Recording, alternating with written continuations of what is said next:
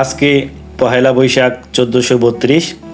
আজকের এই বিশেষ দিনে আমাদের কোনো প্রোগ্রাম না থাকায় আমি এবং আমার এক ভাই সহ গ্রামে ঘুরতে আসছি। আজকে ঢাকা জেলার নওগাঁগঞ্জ উপজেলার বান্দুরা ইউনিয়ন হতে প্রায় 1.5 কিলোমিটার দূরে ইমাননগর নামে একটি অত্যন্ত সুন্দর গ্রাম আছে, সেই গ্রামে ঘুরতে আসছি। আপনারা দেখতে পাচ্ছেন এই গ্রামের মাঝখান দিয়ে দীর্ঘ একটি ইট সলিং রাস্তা গেছে।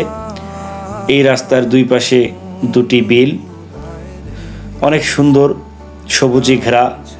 বলতে গেলে শ্যামল মাঠের সবুজ শোভা ভরে যায় প্রাণ।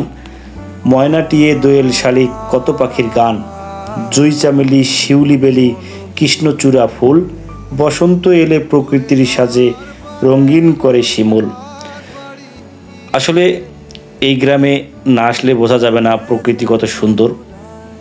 আপনারা দেখেন কৃষকরা মাঠে কাজ করছে, চারদিকে সবুজ আর সবুজ, মেঘলা আকাশ, মৃদু হাওয়া। আসলে গ্রামে আসলে মন জুড়িয়ে যায়। ঠিক তেমনই একটি গ্রাম ইমাননগর গ্রাম। এই যে মাঠগুলো এখন ফাঁকা, যখন এই মাঠগুলো ফসলে ভরে যাবে তখন আরও অনেক সুন্দর হয়। এই যে কাশফুলগুলো যখন বড় হবে, এই কাশফুলের পাশে দাঁড়ালে যদি একটা ছবি তোলা যায় অত্যন্ত ভালো হয়।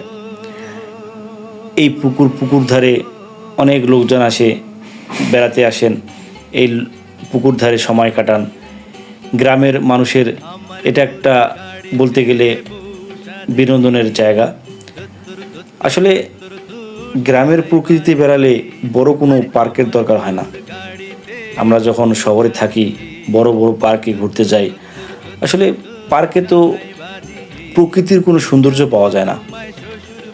প্রকৃতির সৌন্দর্য পেতে হলে গ্রামে আসতে হবে, খোলা মাঠে ঘুরতে হবে, তাহলে প্রকৃতির সৌন্দর্য উপভোগ করা যাবে।